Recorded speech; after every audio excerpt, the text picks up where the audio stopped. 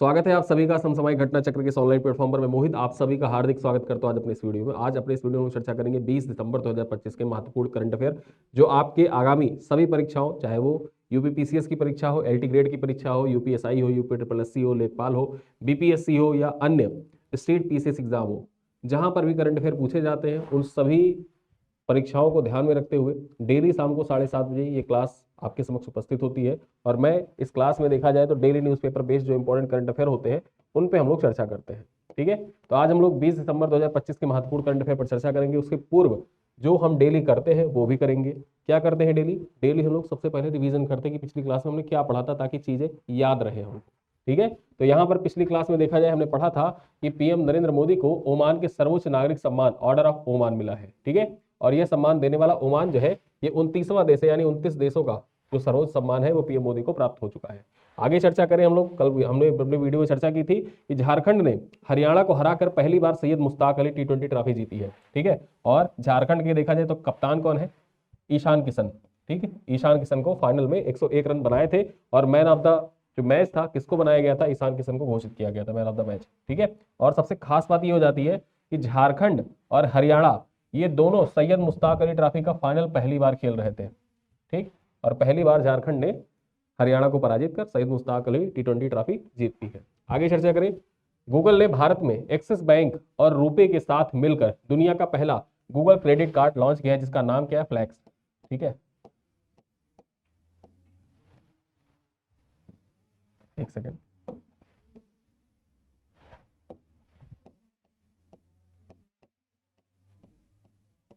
Flex.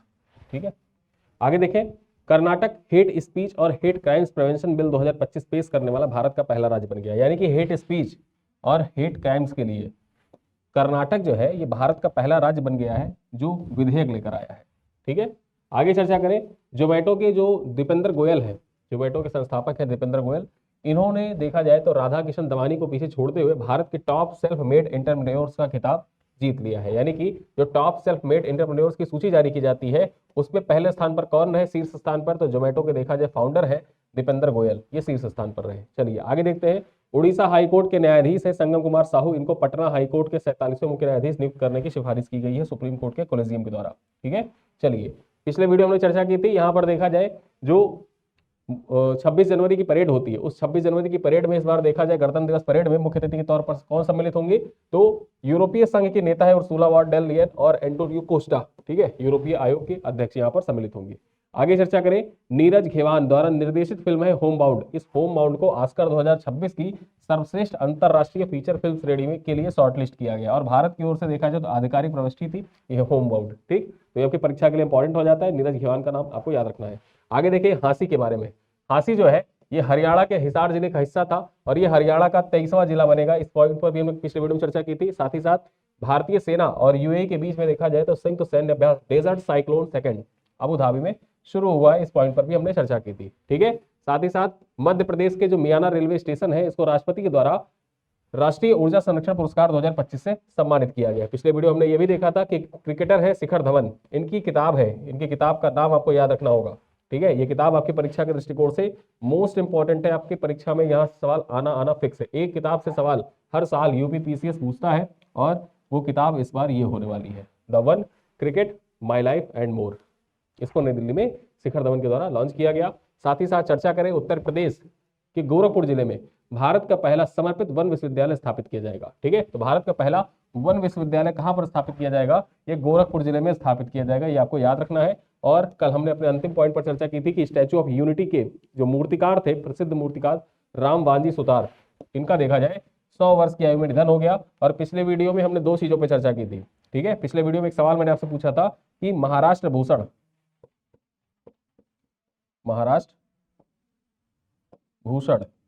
पुरस्कार 2025 का किसने जीता था? तो यही राम वांजी सुतार को देखा जाए महाराष्ट्र भूषण सम्मान से सम्मानित किया गया था। अब चलिए, पिछले वीडियो में हमने क्या पढ़ा उस पर तो हमने चर्चा कर ली। अब हम स्टार्ट करते हैं आज के वीडियो के महत्वपूर्ण करंट अफेयर, एक एक कर चर्चा करते हैं। सबसे पहले देखेंगे गोवा मुक्ति दिवस। अब ये जो गोवा मुक्ति दिवस होता है ये हर साल कब मनाया जाता है? तो 19 दिसंबर का जो दिन होता है, यानी कि कल इसको मनाया गया था, 19 दिसंबर के दिन गोवा मुक्ति दिवस मनाया गया था। यहाँ पर चर्चा करें, इस दिन 1961 में गोवा को पुर्तगाली शासन से मुक्ति मिली थी। ठीक है, इसी दिन देखा जाए आधिकारिक तौर पर 1961 में गोवा को पुर्तगाली शासन से मुक्ति मिली थी। यह दिन उन शहीदों और स्वतंत्रता सेनानियों को श्रद्धांजलि देने का अवसर है जिन्होंने गोवा के संघर्ष में अपना योगदान दिया। पुर्तगालियों ने गोवा पर लगभग 451 वर्षों तक शासन किया था, जो ब्रिटिश शासन से भी अधिक था। ठीक है, भारतीय सेना ने गोवा को आजाद कराने के लिए ऑपरेशन विजय नामक सैन्य अभियान चलाया था। ये पॉइंट याद रखना है आपको कि गोवा को, ठीक है, गोवा को लिबरेट कराने के लिए भारतीय सेना के द्वारा कौन सा अभियान चलाया गया था, तो ऑपरेशन विजय चलाया गया था। ठीक है, मुक्ति के बाद गोवा को पहले केंद्र शासित प्रदेश बनाया गया और 30 मई 1987 को देखा जाए इसे पूर्ण राज्य का दर्जा प्रदान किया गया। तो ये पॉइंट आपको याद रखना है कि गोवा जो है पूर्ण राज्य कब बना था, 1987 में बना था। आप यूपी पीसीएस प्रीलिम्स 2025 की परीक्षा आपने देखा होगा। ठीक है, सवाल वहां पर पूछा था, जो राज्यों का दर्जा बनने का वर्ष था ना,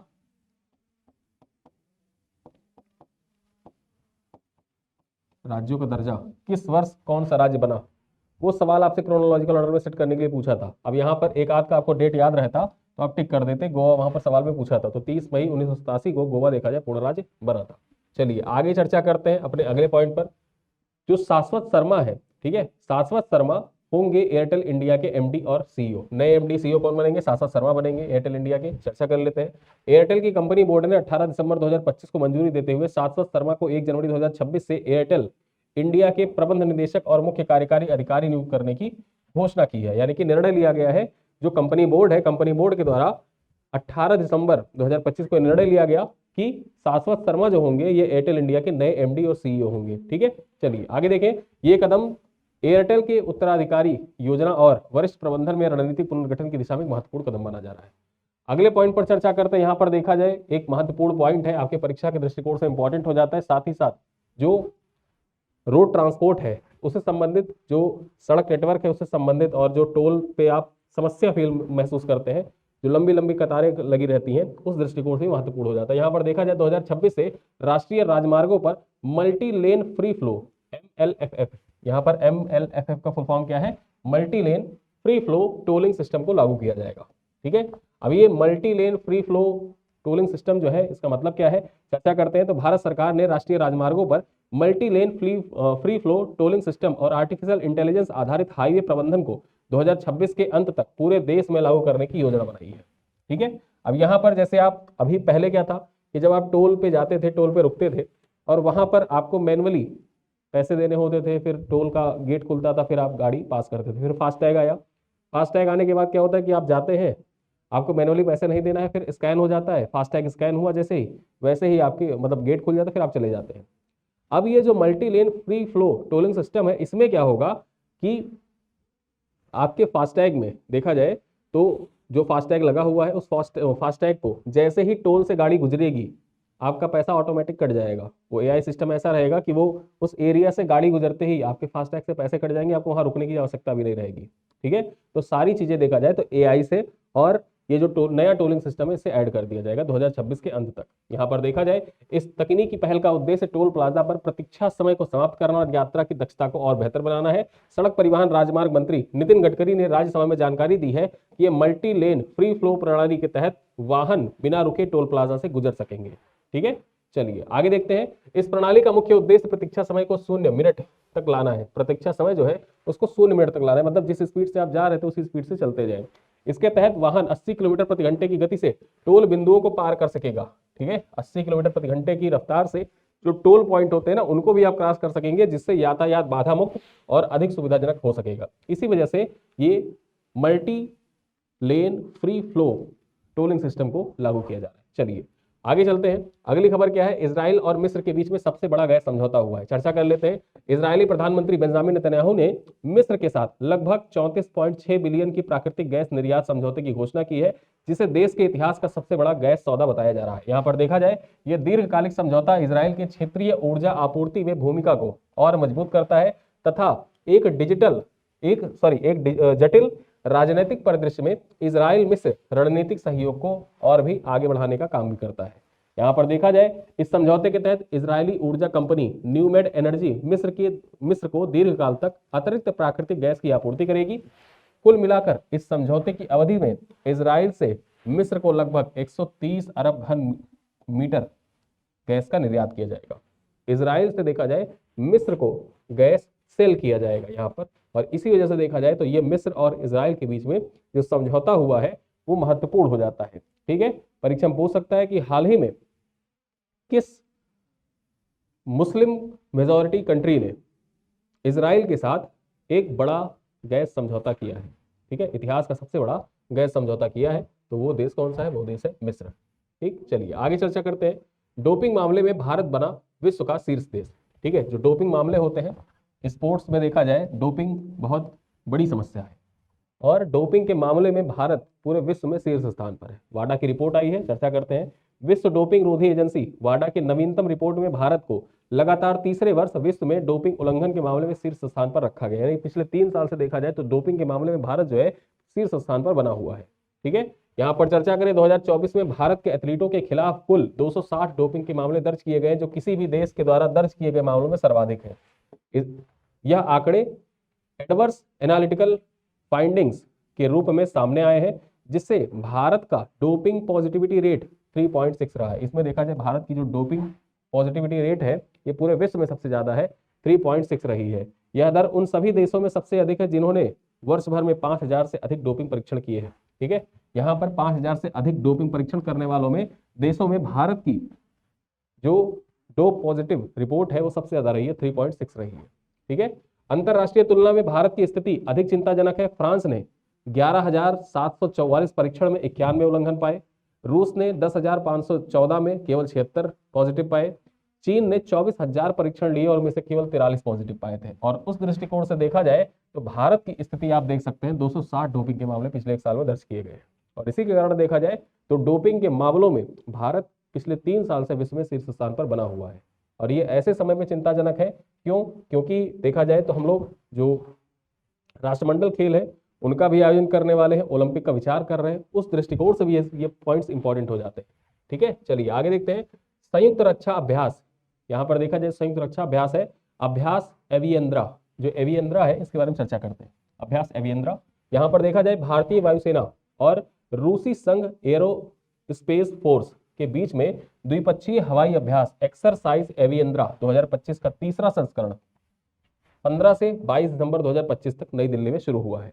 ठीक है, यहाँ पर देखा जाए इसका उद्देश्य क्या है? रक्षा सहयोग को बढ़ाना, आपसी समझ को विकसित करना, सुखोई 13 MKI तेजस जैसे विमानों पर संयुक्त उड़ान अभियानों के माध्यम से वायुसेना की परिचालन तालमेल को मजबूत करना, जो भारत रूस के दीर्घकालिक संबंधों का प्रतीक है और एरोस्पेस क्षेत्र में सर्वोत्तम कार्यप्रणालियों के आदान प्रदान पर केंद्रित है। तो ये आपके परीक्षा के लिए महत्वपूर्ण हो जाता है एवियंद्रा अभ्यास। किसका आयोजन कहां पर किया गया?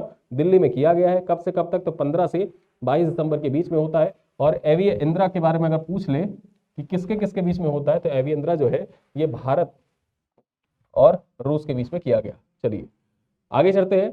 यहां पर देखा जाए आईपीएल नीलामी में अब तक के सबसे महंगे अनकैप्ड भारतीय खिलाड़ी कौन बने हैं, चर्चा करते महत्वपूर्ण हो जाता है। और यूपी स्पेशल के दृष्टिकोण से भी इंपॉर्टेंट है, क्योंकि ये खिलाड़ी जो है ये उत्तर प्रदेश के ही हैं। यहाँ पर चर्चा करें, उत्तर प्रदेश के 20 वर्षीय बाएं हाथ के स्पिन ऑलराउंडर है प्रशांत वीर। नाम इनका क्या है? प्रशांत वीर इनका नाम है। राजस्थान के 19 वर्षीय विकेट कीपर कार्तिक शर्मा ने आईपीएल नीलामी में अब तक के सबसे महंगे अनकैप्ड भारतीय खिलाड़ियों के रूप में खरीदे जाने का रिकॉर्ड तोड़ दिया है। यहाँ पर चर्चा करें, चेन्नई सुपर किंग्स ने अबू धाबी में आयोजित आईपीएल 2026 की नीलामी में इन दोनों के लिए 14.2 करोड़ रुपए की भारी रकम की बोली लगाई। ठीक है, दोनों लोग बिके हैं कितने में? 14.2 करोड़ रुपए में। ठीक, चर्चा कर ले। इससे पहले किसी अनकैप्ड भारतीय खिलाड़ी के लिए सबसे बोली 2022 में लखनऊ सुपर जायंट्स की ओर से लगाई गई थी, तेज गेंदबाज आवेश खान के ऊपर 10 करोड़ की बोली लगाई गई थी। और इस बार देखा जाए 14.2 करोड़ की बोली दो लोगों पर लगाई गई है। किसके किसके ऊपर? उत्तर प्रदेश के हैं प्रशांत वीर और राजस्थान के विकेट कीपर है कार्तिक शर्मा। इन दोनों के ऊपर देखा जाए तो ये बोली लगाई गई है। ठीक है, और ये अब तक के आईपीएल की नीलामी में अब तक के सबसे महंगे अनकैप्ड भारतीय खिलाड़ी है।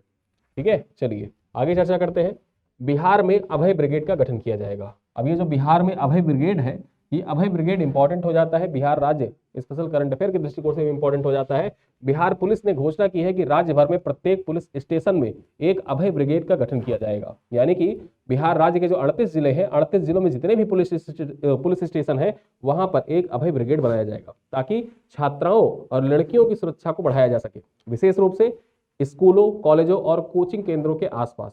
ठीक है, अब ये अभय ब्रिगेड इंपॉर्टेंट इसलिए भी हो जाता है, पिछले दिनों आपने खबरों में सुना होगा कि उत्तर प्रदेश की एक महिला शिक्षिका थी, उनके मतलब उनके ऊपर उनकी विद्यालय के ही एक शिक्षक शादी के लिए दबाव बना रहे थे, और उसके बाद में देखा जाए फिर देखा जाए कि उनकी हत्या कर दी गई। ठीक है। और इस कारण से देखा जाए तो जो छवि है बिहार में, जो छवि शिक्षा व्यवस्था की बन रही थी, उस शिक्षा व्यवस्था की छवि को सुधारने के लिए बिहार सरकार के द्वारा निर्णय लिया गया है, बिहार पुलिस के द्वारा निर्णय लिया गया है, ये अभय ब्रिगेड हर स्कूल कॉलेज के आसपास बनाया जाएगा, जिससे छात्राओं, लड़कियों, शिक्षकों सबके लिए सुरक्षा को बढ़ाया जा सके। चलिए आगे देखते हैं। हैदराबाद में बाला सुब्रमण्यम की प्रतिमा का अनावरण किया गया है। अब बाला सुब्रमण्यम, ठीक है, इनकी प्रतिमा का अनावरण किया गया है। आइए देखते हैं। यहाँ पर चर्चा करें, हैदराबाद के रविंद्र भारती सांस्कृतिक परिसर में दिग्गज पार्श्व गायक एसपी बाला सुब्रमण्यम की प्रतिमा का अनावरण किया गया है। ठीक, एग्जाम में पूछे कि हाल ही में एसपी बाला सुब्रमण्यम की प्रतिमा का अनावरण कहां पर किया गया है, तो हैदराबाद का जो रविंद्र भारती सांस्कृतिक परिसर है यहीं पर किया गया है। चर्चा करते हैं। इस अनावरण समारोह में तेलंगाना के आईटी मंत्री डी श्रीधर बाबू और पूर्व उपराष्ट्रपति एम वेंकैया नायडू तथा अन्य गणमान्य व्यक्ति उपस्थित रहे थे। यहाँ पर देखें, पूर्वी गोदावरी में निर्मित यह प्रतिमा भारतीय फिल्म, संगीत और बाला सुब्रमण्यम के अमिट प्रभाव का प्रतीक है, जिनके 14 भाषाओं में 40,000 से अधिक गीत गाए हैं। यहाँ पर देखा जाए 14 भाषाओं में 40,000 से अधिक गीत एसपी बाला सुब्रमण्यम के द्वारा गाया गया था। चर्चा कर लेते हैं। श्रीपति पंडिता राध्यालु बाला सुब्रमण्यम यानी कि एसपी बाला सुब्रमण्यम 4 जून 1946 को उनका जन्म हुआ था। 25 सितंबर 2020 को इनका निधन हो गया था। एक भारतीय पार्श्व गायक, टेलीविजन प्रस्तुतकर्ता, अभिनेता, संगीतकार, डबिंग कलाकार और फिल्म निर्माता रहे। ठीक है, एसपी बाला सुब्रमण्यम। और इनके देखा जाए देहांत के बाद 2020 में इनका देहांत हुआ था। इनकी प्रतिमा का अनावरण किया गया है कहाँ पर, पूर्वी गोदावरी जिले के अंतर्गत इनका प्रतिमा बनाई गई, इनकी प्रतिमा। ठीक है, चलिए आगे देखते हैं। अमेजॉन पे का यूपीआई बायोमेट्रिक प्रमाणीकरण लॉन्च किया गया है। अमेजॉन पे के द्वारा देखा जाए तो यूपीआई बायोमेट्रिक प्रमाणीकरण लॉन्च किया गया है। ठीक, चर्चा करते हैं। यहां पर देखा जाए अमेजॉन पे ने यूपीआई बायोमेट्रिक प्रमाणीकरण लॉन्च किया है, जिससे उपयोगकर्ता पिन दर्ज करने के बजाय फिंगरप्रिंट या फेस स्कैन का उपयोग करके लेन देन को मंजूरी दे सकते हैं। जो अमेजॉन पे है, इसके द्वारा एक नई सुविधा लॉन्च की गई है। इस सुविधा में होगा क्या, जैसे अभी आप पहुंचते हैं, क्यूआर कोड स्कैन करते हैं, स्कैन करने के बाद आप क्यूआर कोड स्कैन करने के बाद पिन डालते हैं। ठीक है, अब पिन डालने की जो मतलब पिन डालते हैं, फिर कभी कभी ऐसा होता है कि आप जल्दबाजी में रहते हैं या आपको लगता है कि आपकी उंगलियां सेट है फोन पे, फिर वो पता चलता है पिन गलत हो गया। तो अब उन सारी समस्याओं को देखा जाए एक तरफ साइड में रखते हुए अमेजन पे ने क्या किया है कि यूपीआई बायोमेट्रिक प्रमाणीकरण लॉन्च किया है। होगा क्या, आप क्यूआर स्कैन करने के बाद फेस के सामने आप फोन को लेकर आएंगे, या पीछे फोन के पीछे जहां से आप फिंगरप्रिंट टच करते हैं वहां पे केवल टच करेंगे, टच करने के बाद पेमेंट हो जाएगा। ठीक है, तो यहाँ पर वही चीज है कि फिंगरप्रिंट या फेस स्कैन का उपयोग करके लेन देन को मंजूरी दे सकता है। यह सुविधा 5,000 तक के भुगतान को सक्षम बनाती है। वर्तमान में एंड्रॉयड उपयोगकर्ताओं के लिए भी उपलब्ध है। ठीक है, तो यहाँ पर ये आपकी परीक्षा के दृष्टिकोण से इंपॉर्टेंट पॉइंट हो जाता है। और आज के जो महत्वपूर्ण करंट अफेयर थे वो होते हैं यहीं पर समाप्त। चलते चलते मैं आपसे एक सवाल पूछूंगा, जिसका उत्तर आप कमेंट बॉक्स में दीजिएगा। प्रश्न है, भारत का पहला वन विश्वविद्यालय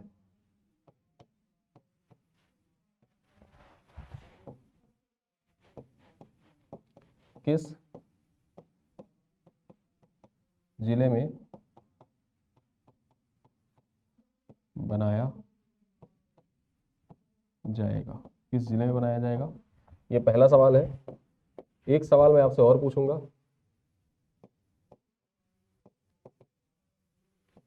ठीक है। 26 जनवरी 2025 की परेड में मुख्य अतिथि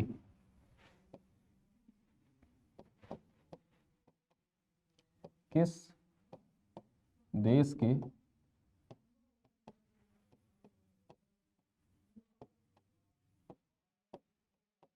राष्ट्राध्यक्ष थे? किस देश के राष्ट्राध्यक्ष थे जो मुख्य अतिथि के तौर पर सम्मिलित हुए थे? ठीक है, तो ये दो सवाल है। इन दो सवालों का उत्तर आप कमेंट बॉक्स में दीजिएगा। इस वीडियो की क्लास पीपीटी, क्लास पीडीएफ इत्यादि प्राप्त करने के लिए आप हमारा जो मासिक पैकेज है उस मासिक पैकेज को ज्वाइन कर सकते हैं। साथ ही साथ इस वीडियो पर आधारित जो हमारे एमसीक्यू हैं वो ऐप पर उपलब्ध है, आप जाकर एमसीक्यू को भी सॉल्व कर सकते हैं, जहां पर आपको डिटेल एक्सप्लेनेशन के साथ पूरे एमसीक्यू आपको जैसे ही आपकी परीक्षाओं में पूछे जाते हैं उसी प्रकार से प्रोवाइड किए जाते हैं। ठीक है, तो इन्हीं सब बातों के साथ इस वीडियो को करते हैं पर समाप्त। मिलते हैं अगली क्लास में, तब तक के लिए बहुत बहुत